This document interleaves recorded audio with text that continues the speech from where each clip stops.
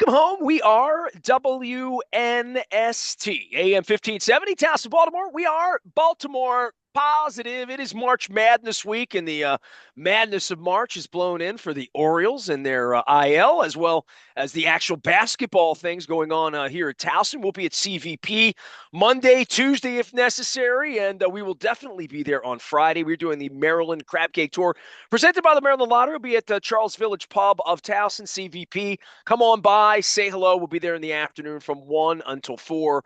Hopefully, fingers crossed, hoping that Towson is going to be part of the draw on Sunday. In the meantime, free agency is here. The tampering period is here. The Ravens and Ronnie Stanley have already tampered. If you're on the WNST Baltimore Positive text service, you know about it. You got it first late into the evening the other night. Luke Jones joins us now. We're going to go back and forth on all things free agency, knowing that by the time you hear this 20 minutes ago, something weird may have happened. But the strangest thing happened over the weekend. Luke, I mean, free agency, the gate opens on Wednesday afternoon. There might not be anybody left at this point. It feels like the Ronnie Stanley to the Ravens thing is this is a trend throughout the league for teams that say we want a certain player. Even Myles Garrett, who did not want to be there, who begged all, even players who have screamed they're not staying, have wound up staying in Cleveland. Yeah, well, I think in the case of Myles Garrett, it shows that no matter how much disenchantment you might have with your current team, they throw enough money at you. In many cases, 40 million a year is a lot of that will money. fix things, right? Right. Yeah. So I think Myles Garrett's a little bit of a unique case, but Well, you the just Ravens kind of didn't get to have 40 million to give him to be a rush edge, right? So there's a little bit of that. When somebody's willing to overpay you, you'll stay in Cleveland, right? well, I mean, and let's be clear. I mean, it's fine to say if you want to overpay him, but the guy's the best edge rusher in the league and has been for several years. Now, we could certainly debate the merits of a team like the Cleveland Browns. What good does Myles Garrett really do you when you don't have a Yeah, quarterback he and you can't don't play have quarterback. Last yeah, I checked, he's a little big for exactly, that. exactly. But I think just in general, and Garrett is a different case because he wasn't a free agent, but there had been the sentiment for quite a while that this was not shaping up to be the best free agent market. And maybe that's a credit to what the Ravens were able to do with Ronnie Stanley over the weekend. And we'll get to that in a moment. But over the weekend, lots of guys re-signing with their incumbent team, the team that they've been with, to the point where I almost wonder if it's swung in the opposite direction, that the guys that actually do hit market now might do better for themselves than they would have thought. But lots of re-signing on Sunday and Saturday and the end of last week, which, yeah, as you and I kind of recapped where the Ravens were with Ronnie Stanley, uh, the closer you got to the weekend, you didn't have as much optimism, right? I mean, the closer players get to market, you would think that they want to dive in, at least get to Monday, where, here we are, the tampering period getting underway. Although, as we pointed out, there are enough channels, there are enough means to actually tamper, to find out what your market's going to be long before Monday. I mean, that's what the combine has famously been known for the last, for years, as far as the last couple weeks, and free agency really kicking off in that regard. But just surprising to see as much activity for guys re-signing with their own team. And that's where I think you do bring it back to Ronnie Stanley. On Saturday evening, the Ravens announce a deal, terms 3 years, 60 million, reportedly 44 million guaranteed. I think if you call a spade and fully acknowledging what we've talked about, right? The durability concerns, age concerns, all of that, but also understanding when he's right, he's still a really good player, right? Maybe not the best left tackle in the league, or maybe not even top five, but certainly a strong contender to be in that top seven, top 10 at worst when he's healthy. But if he hits market, knowing that New England's out there and Kansas City needs a left tackle, and we could rattle off at least five or six other teams that could be in that space, he probably does better than 20 million per year on the open I market. was going to So say, I mean, when you don't test the market, it really means that you're happy to stay, because it feels to me like your best opportunities to go to market, make the Ravens even overpay you on yeah, Thursday morning if you need to. Um, it's an admission for a lot of these players that either A, there's not a lot of interest, or they don't have interest in leaving over a small amount of money for a guy that's already got $100 million. I had this question on Ronnie Stanley.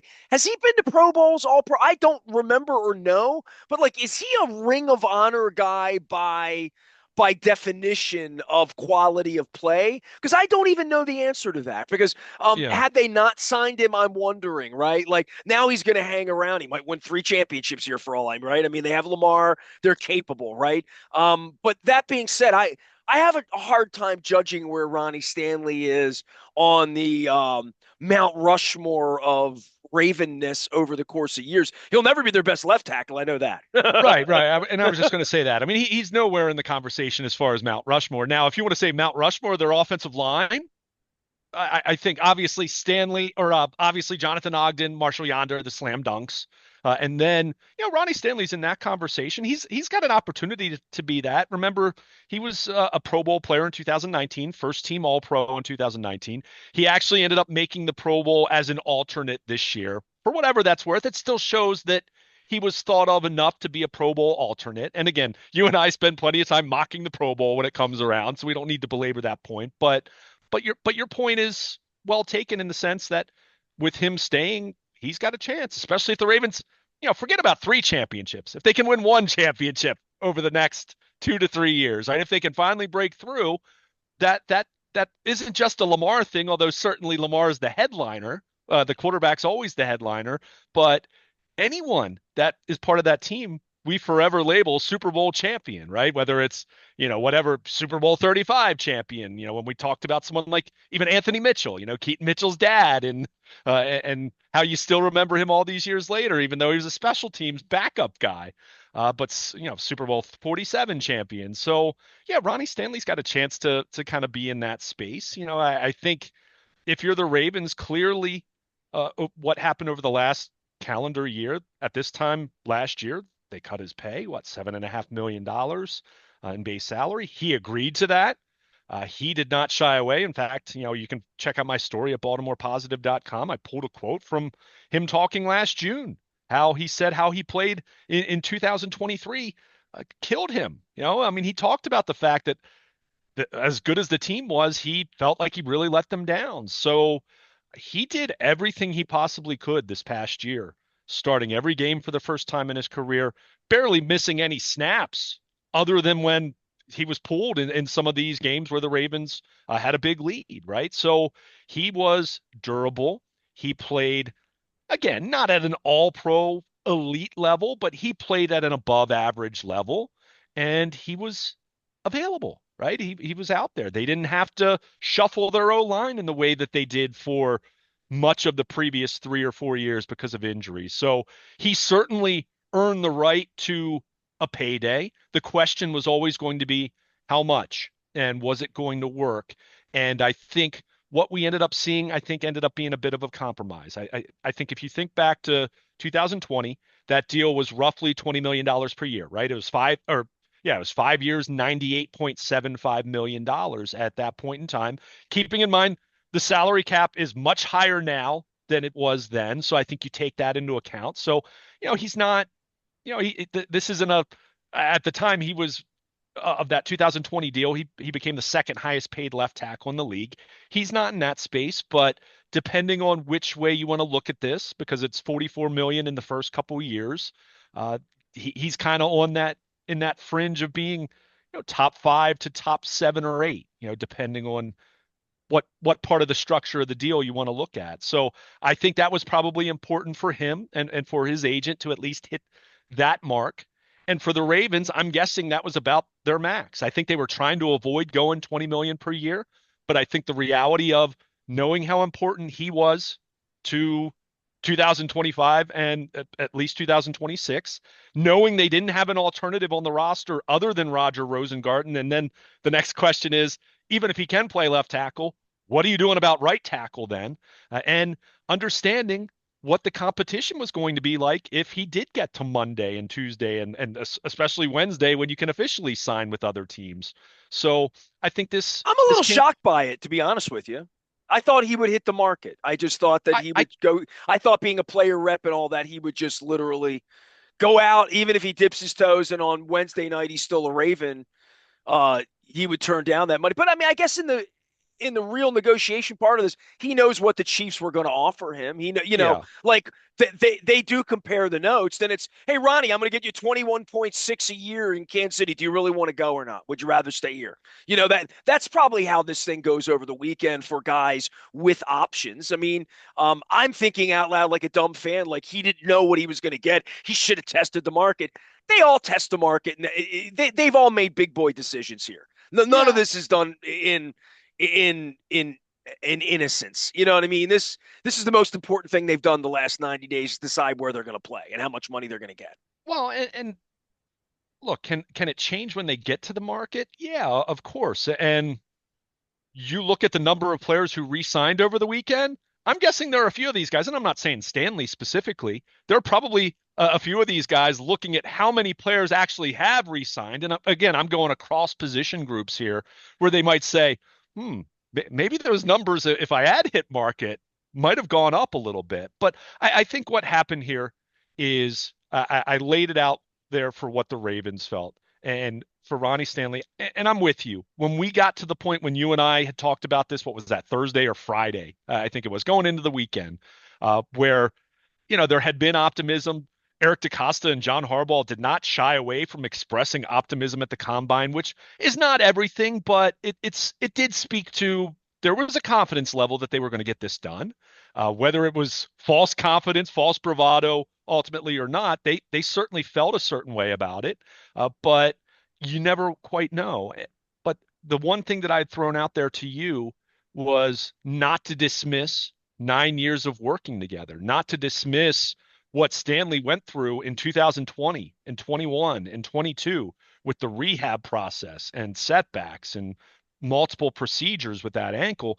I think there was very much a respect on how the Ravens handled him.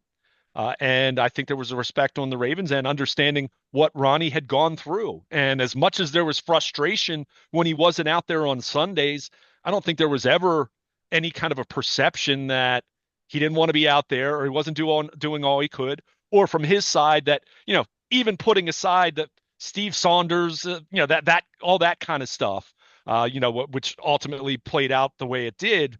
But I don't think there was ever a perception from his camp that the Ravens weren't doing everything they could to try to help him get his ankle right and soliciting opinions from inside and outside the organization and all that. So when you have that kind of history, when you have a player and a team that goes through something like that, understanding, I mean, think about it. These guys had agreed to a 5-year, near $100 million contract, and he wrecks his ankle 2 days later. I mean, there's a major human element at work there that I think did ultimately count a little bit here. Now, that said, the Ravens had to come up from where they were 10 days ago, right? And I don't know what the specific number was, but obviously they had to come up. And if you're Ronnie Stanley, you got to the point where you said, you know what? Yeah, I could hit market. And I doubt that it was necessarily, and you threw out the Chiefs as an example. Keep in mind, the Chiefs, go look at their cap space. I'm not sure they were going to be able to give Ronnie Stanley a market setting kind of deal. New England and teams like that would have been more in that camp, but it might have been, okay, the Ravens have upped it to 20. Kansas City, maybe they could give me 19. And when you're kind of looking at it through that lens, or maybe they can kind of give a similar offer to what the Ravens gave, then it becomes, I'm comfortable here, I'm familiar here. I like playing for Lamar with Lamar Jackson. Well, Lamar Jackson's a big part of this, right? No I mean, when question. you feel like you can win, and No where are you going question. to go where you're going to have a better chance to win once you have $100 million? And the team took care of you, and you took care of the team. Maybe Yeah. there's more kumbaya there than we think. I mean, I've never been anti Ronnie Stanley. I think you could do a lot worse as a human being in the locker room than him.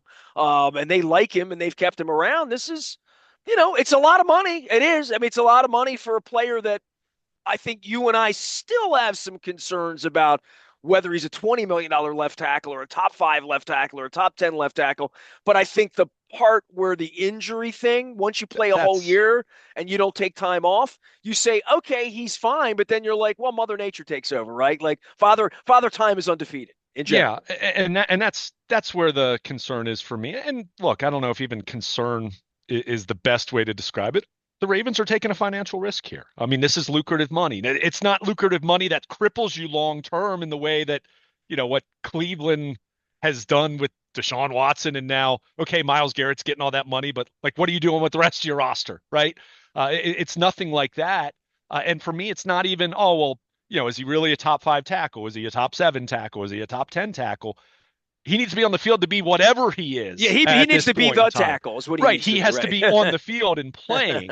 And that's where the concern is here. And it's not grave concern. Ultimately, I sign off on this. This is 20 million per year is about when you kind of gauge what the market may or may not have been, when you gauge what the alternatives are, including the fact that you're not picking until 27th in the draft.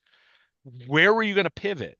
Where were you going to turn? Unless the Ravens really had designs that Roger Rosengarten absolutely could be a quality left tackle, which I'm not convinced. I think they I think they like Rosengarten. I think they really like him as a right tackle. I think there was a lot of unknown whether he actually could be the kind of left tackle that you need him to Well, be, you don't want to quite bet your frankly. season on it either. Exactly, Yeah. exactly. So I think it comes back to that, and you say, all right, if you're the Ravens, you go a little bit higher. If you're Ronnie Stanley, yeah, you probably did forego a little bit more on the open market, but also understanding that all these other teams, it's not as though they're just looking at what he was in 2024. They also are aware of his injury history and the fact that he's going to be 31 years old.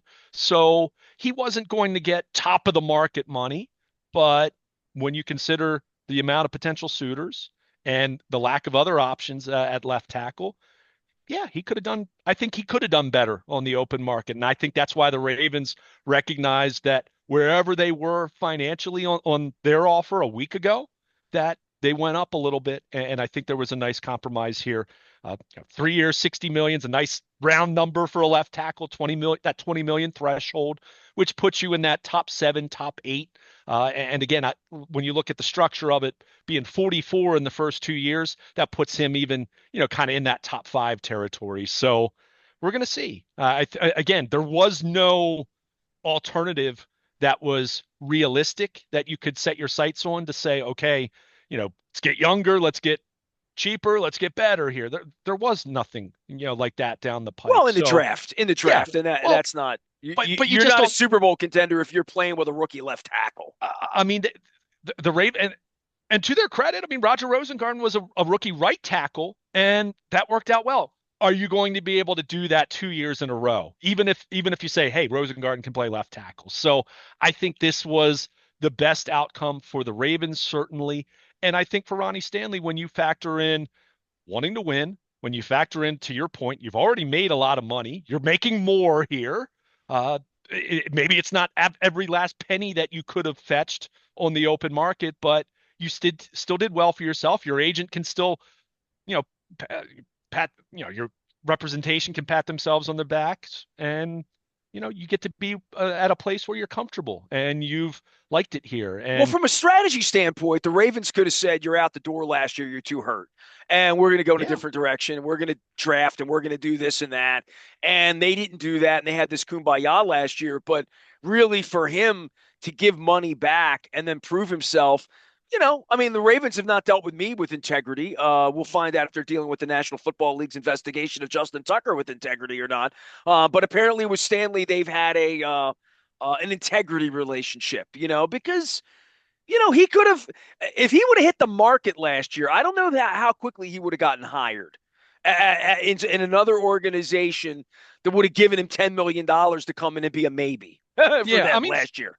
I mean, someone would have signed him, but would he have gotten 3 years, 60 million, 44 million guaranteed? No. Well, he also might have been So slapping around for a 6-11 team last year, too, as sure, opposed to being on the field with this historic offensive unit that sure. has allowed him to go get a $60 million deal. By the way, I just want to point this out because I don't always know our YouTube audience. Sometimes the people on YouTube have never heard of me. It's kind of funny because I've been doing this for 33 years and they find me on YouTube like, who's this Jack Wagon? What does he just get a new show? Who's this Nestor guy? After 33 years and 2 books and being here from the beginning, send all correspondence to Chad Steele, care of the Baltimore Ravens. The guy said to me that at 7:38 in our tape on Thursday. I believe we cut that piece because we did Hmm. Orioles on Friday. That I said to you, "Hey, Luke, what's he going to get? 3 years, 60 million." So apparently, I nailed it. Yeah, there you Apparently, go. so I will. I stuck the landing like Harry Strug. So I'm going to applaud for myself. Luke Jones is here. He is Baltimore. Luke. Ronnie Stanley's not the only thing going on here Yeah. for the team, and cap space, whether there's any other signing, whether there's any other Marcus Williams lying in the weeds that we don't know about that will be shocking to us. But it feels like the Ravens have spent their nut here this week, and the rest of this will be sitting around trying to figure out anybody else sneaking out the side door, whether there'll be sandwich picks and developmental picks later. Yeah, well, I think, look, you never know. And of course, they're going to make some signings. Now, is it going to be a big fat number on Monday or Tuesday or Wednesday? I mean, I'm not necessarily expecting that. But I think what's nice about this, when you look at the makeup of their roster, and this isn't to say that they don't have other positions where they need to add depth and tweak things and augment. Uh, Corner comes to mind right away. I mean, they need another cornerback. Does it need to be someone in free agency on day one? I mean, we'll see. It could end up being the 27th overall pick, and you go back-to-back years where you draft corners in the first round, and in the way that the Ravens did once upon a time with Dwayne Starks and Chris McAllister. That worked out pretty well. But you look at their roster now that left tackle is decided, right? Now that Ronnie Stanley is back in your camp, he's your left tackle. This was always going to be priority number one for your offseason. I think you look at everything else now. You go down the roster on either side of the football, every position group, there isn't that heightened sense of urgency that, oh my gosh, who's going to play here? I think you certainly have positions where you'd like to upgrade. You certainly have positions where you need to add, but there isn't this gaping, massive hole, this massive weakness that they're dealing with now. That if Stanley had agreed to terms with New England on Monday afternoon, then we're talking about, okay, what the heck are you doing at left tackle? So I think this just allows your offseason, your roster building plan to fall into place.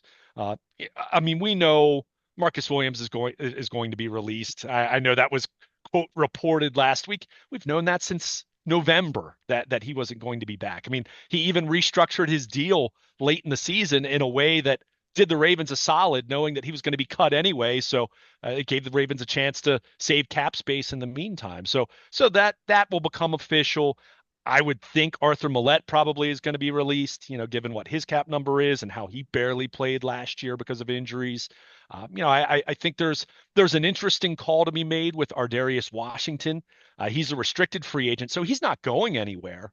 But do you give him the second round tender, which is a little over $5 million, which is kind of pricey, although if he's going to be a starting safety for you, maybe not, right? I mean, They $5 million. like him enough that I think that there's going to be some money for I him, I right? would say, yeah. Well, and that's the He's a thing. guy they don't want getting out the I side think door in I free think they'd like agency, to see. right? Yeah, he's not going anywhere. But it's just a matter of, do you just give him a second round tender as a restricted free agent, or do you try to sign him to a 2 or 3 year deal, lower that number, and you have him locked up for an additional season? So He I think, feels like the guy to me that they want to keep. He's a keeper. yeah, He's a Anthony Levine. We're going to keep him around a while guy, I yeah. I think. mean, I think ideally from their standpoint and understanding he had played very little until this past year. If the Ravens could sign him to a 3 year, $11 million contract or something like that, and look, it might be higher than that again. Everyone needs to remember what you used to think of as a 2 year, $10 million deal 5 years ago. There's inflation here with the cap, right? I mean, numbers are going up. We're seeing that. Look at what going back to Myles Garrett for just a moment, and that's the extreme example, but you have non-quarterbacks now getting 30, 35, $40 million per year. So Ardarius Washington's not going to be anything lucrative, but you're going to have to give him a little bit of real money to forego potentially being in a contract year. So that's a decision there. That's not a massive decision. That's not a massive move, but they've got to decide there. The big one to me right now is Mark Andrews. Where are they with Mark Andrews in terms of his cap number, in terms of other teams? I think anyone who heard Eric DeCosta talk about him at the combine, it very much came across as almost a farewell, like a proactive, hey, we love you no matter what's going to happen. And there was a very non-committal stance in terms of saying Mark Andrews was definitively going to be on the 2025 Ravens. That said, I don't necessarily think this is a situation where if they don't find a deal that's suitable, that they're just going to cut him or they're just going to trade him for a seventh round pick or something like that. So I'm fascinated to see what's going to happen there. I'd be remiss if I didn't mention, and certainly I figured you would have brought it up if I didn't, the Josh Allen extension, where that puts him, what the number is, knowing where Lamar Jackson is, not so much this year, because the cap number this year isn't outrageous for Lamar Jackson, but starting next year it is. So do you try to get ahead of that game, give Lamar 3 more years, and then that allows you to lower his cap number this year and next year, right? And that gives you more flexibility on that front, knowing that, yeah, you want to keep Lamar Jackson for an additional few years after what he's already signed for. So, that would be a major domino that would clear up cap space and allow them to make a couple more moves here and there. So, I just think the Stanley item of business being accomplished before the start of the new league year. It's just really big for them in the sense that you can now focus on tweaking and augmenting and fortifying your depth and just doing those types of things rather than having this massive, massive question at left tackle. It's not terribly different than what we saw last year. At this time last year, remember the Ravens had tagged Matabike. He had this big number. You're thinking, okay, what's this going to mean for their cap? And then they ended up getting it. They got a long-term deal done before the start of free agency, and that lowered his cap number. It locked him in for that position, not being a major concern. And then it allowed you to turn your sights towards getting a deal done with Derrick Henry, right? And you brought in Derrick Henry, and you were able to make some of the smaller moves that they made after that. So I just think the Stanley piece of business, I can't stress how important that was for them, just in terms of now Eric DaCosta moving forward with whatever his plans are to tweak and evolve this roster. I think that was clearly their top priority. They've gotten it done, and now it's a matter of, okay, what is next?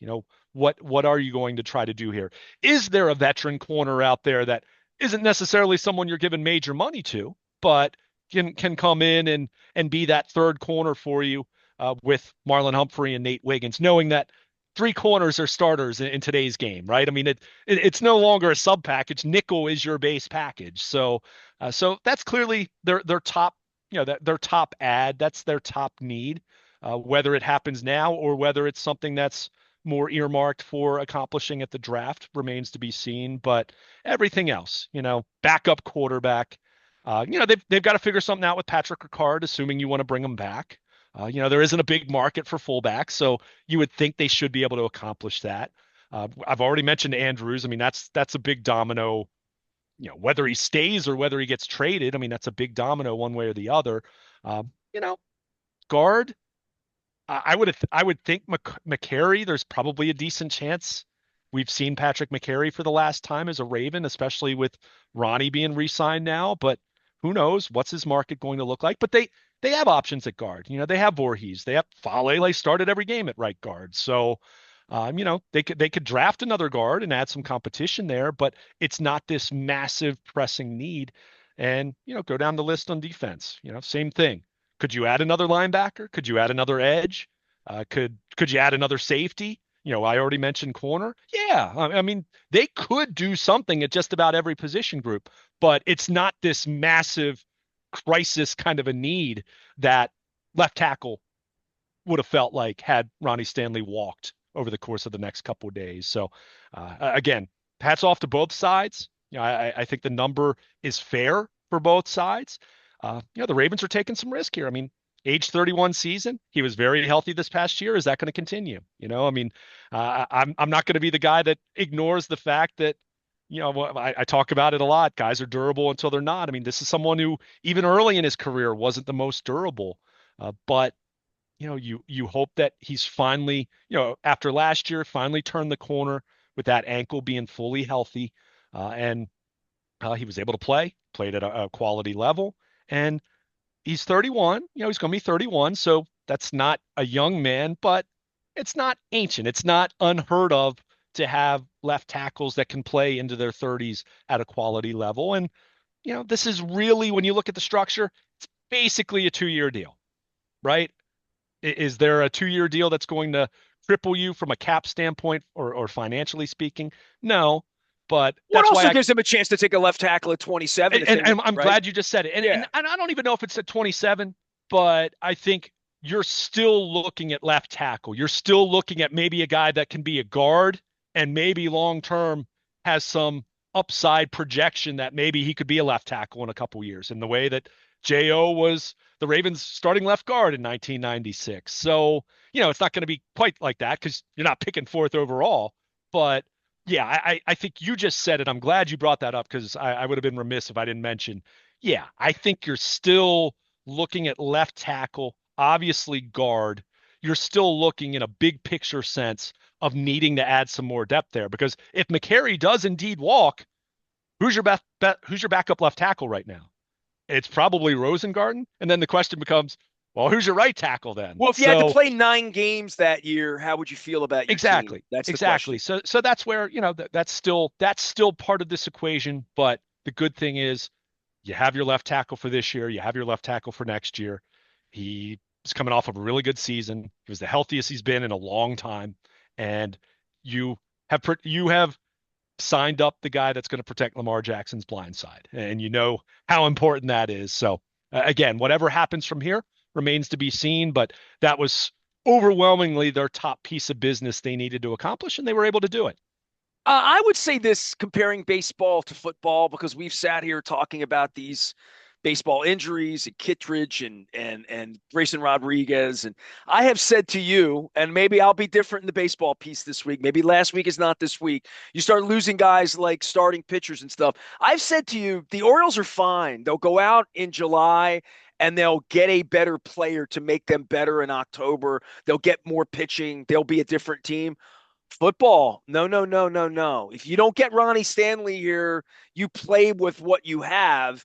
And I don't think there's any market in the summer for June cuts or camp cuts or whatever version of, let's go through the Andre Garrod, the guy from the Bengals who's never getting into the Hall of Fame, who's the tackle, right? That is waiting forever. Willie That came, Anderson. yeah, came here for 5 minutes at the end of his career. These sort of washed up old linemen coming in and thinking, well, we'll just be okay with anybody at left tackle if our Yeah. left tackle gets hurt.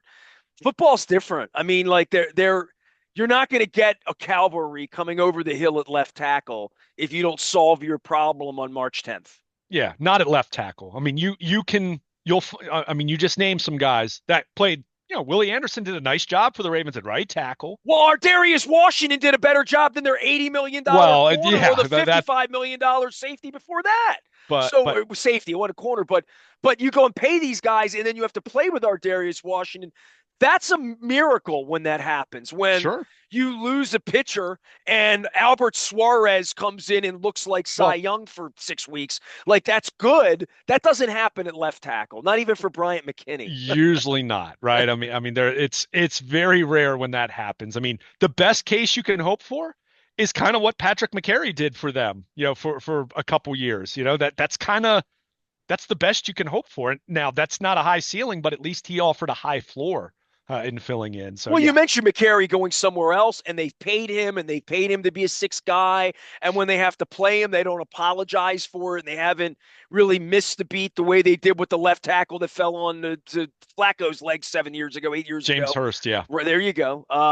who ended up having a long career, by the way. So even someone that you thought of as not good enough, it just speaks to there are not, a longer career than Jared Gaither. You know what I yeah, mean? there are I not. mean, look, I'm going through all of these names of guys that Michael Orr might have been good enough, might made a hell of a movie, has a lawsuit and all that, but like wasn't a great left tackle, No, wasn't John Ogden, wasn't to your point Ronnie Stanley, right? So getting this done, it's important, you, very you know, when you important. start talking about building franchises, and this was the part that back in 1996, and for all these jackwagons that go out to the game now, they don't know whether to cheer on offense or defense. You and I are a little bit more advanced on that. But the notion that you build a franchise with a quarterback, well, head coach and a general manager, right? Ownership, right? Quarterbacks first. What's second? Corner. You have to have a corner, right? and then you have to have a left tackle, and then maybe a wide receiver. If you're talking about building rush edge, talk about Yeah. the most expensive players on the field. Left tackle is in the top five, and if you have a $50 million quarterback, if he's not the second or third priority, he better be the fourth or fifth priority. Look no further than Kansas City this past year. Now, they made it to the Super Bowl, so let's not act like it was this major downfall for them, but they had major issues there to the point where they had to kick out their all-pro guard to left tackle, which Joe Tooney, hey, God bless him, good luck to him in Chicago. That worked until it didn't anymore against the Eagles edge rushers. So, I mean, it's Well, there's your important. example, leaving And Kansas City to go to the Chicago Bears. Good luck for you, Joe. Good luck. Take January off, pal. Play some golf, right? Like, and if that's what Ronnie Stanley wants to do, if he wants to go sign with the Saints or whatever, go for it, but well, and that's not what he wanted to do. Well, and that's where again, and because our tone on this, because I even had some people, people on Twitter that what asked me about it because they listened to our conversation. I mean, you always have to have a number that's your limit. What if Stanley had hit market and he's going up and getting 22, 23, 24? I mean, who knows? And ultimately, it's a hypothetical. You have to be willing to say, I can't go that high for him, given his age, his injury history, all of that. But 20, Well, I the think, I Ravens think, cracked out on C.J. Mosley, who they yeah, wanted. of course. But I think at 20, I think that was fair for him, given his injury history and his lack of availability over the last 5 years, but also recognizing, hey, Ronnie, we cut your pay last year. You came out and you played all 17 games. You played at a high enough level that you were a Pro Bowl alternate. And I think for the Ravens, it's, again, it's a nice contract. It's some financial risk. I mean, if he reverts to where he was a few years ago, where he's missing 5 or 6 games and he's not healthy in four others, and is playing at way more of an average level, or 2023 he was average and even at times a little below average. Probably if you're looking at it, but so. I think this ended up being a fair deal for both sides. I think both sides had to give a little bit from where they would have done it ideally. But that's how this should work. The idea isn't to completely screw over your player. And if you're someone that cares about your environment, cares about what team you're playing for, cares about winning, which I think Ronnie Stanley has proven he does, then you are willing to give a little bit as long as you feel like you're still being respected and you're still feeling appreciated, right? So I think both sides ended up leaving a little bit on the table in terms of what would have been ideal for them. But both sides ultimately wanted to continue their relationship, and they worked it out. And it's a credit to Ronnie Stanley, and it's a credit to the Ravens. NFL free agency is here. It is the tampering period into the main part of free agency. Any breaking news you'll get first on the WNST text service. You text 410-821-9678. Just text the word join or the word WNST, and you will be on the service. 5,000 of you are on it each and every time we send something out. The Orioles would be the same thing. Hope we have no more Oriole injuries. Luke and I are going to talk some Orioles. We're going to talk some Ravens. It is a big, big week around here. Incredible guest. Rick Emmett from Triumph joined us. We did a cup of Super Bowl last week, talking to some great folks in the community doing things at Fadley's. We're going to be at CVP in Towson on Friday doing the Maryland Crab Cake Tour. First time ever at CVP. Not the first time in Towson, however. And all of this, obviously, hoping that the Towson Tigers are going to be a part of March Madness later on in the week. Whether it is or whether it isn't, we're going to be at CVP on Friday. Next Friday, we are at Pizza John's in Essex. There will be March Madness going on at that point. I don't know if they have true TV or not at Pizza John's. We're going to find out next Friday as well. We're a couple weeks out on baseball season. Luke and I will begin the season north of the border in Toronto. Rick Emmett told me that in Canada, all Americans should wear a Canadian hat to show that they might like Canadians. And he told me that that when we walk through the streets, we should have our elbows up, kind of like going through a hockey line when we're in Canada as Americans. So we will be going into Canada. The Orioles will be getting booed roundly 2 weeks from Thursday by the Canadian people. I'm not looking forward to seeing that, but I am looking forward to being in the presence of Geddy Lee as well as Anthony Santander. I am Nestor. He is Luke. Football, baseball, and more. We are WNST, AM 1570 Towson, Baltimore, and we never stop talking Baltimore positive.